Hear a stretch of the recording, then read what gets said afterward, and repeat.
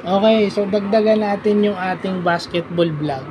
Yung sinabi ko kanina na win the game convincingly, uh, play the whole game the right way is due respect to the opponent's capabilities at sa galing ng kanilang individual players. Kasi kagaya nung nangyari sa laro ng CSB tsaka San Beda, dapat panalo na San Beda, pero bakit nakabalik at nakalamang yung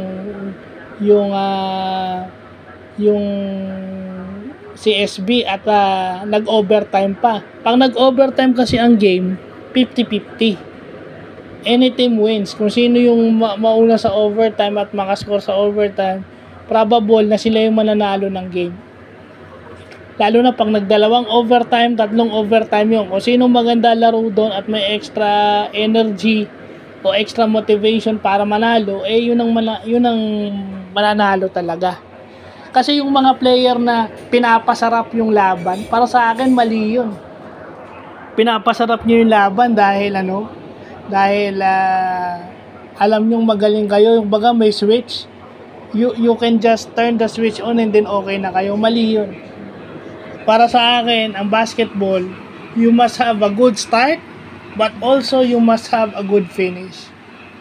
Easier said than done dahil may mga teams na parang diesel habang tumatagal. Yun na yun, may mga teams kasi na parang diesel habang tumatagal yung laro. Minsan mas gusto nilang overtime. O yung sinasabi nilang yung attitude ng Hinebra with Jaworski, with Coach Davo, na never say die attitude. So habang tumatagal yung laro, pag nalamangan mo sila, dinan mo na, step on the gas pedal. Kasi wala, pag hindi mo inano yan, kagaya nung nangyari sa San Beda, talo sila. Diba? Doon ka pa sa overtime nagkalat. Minsan yung lapses mo doon pa sa fourth quarter at saka overtime.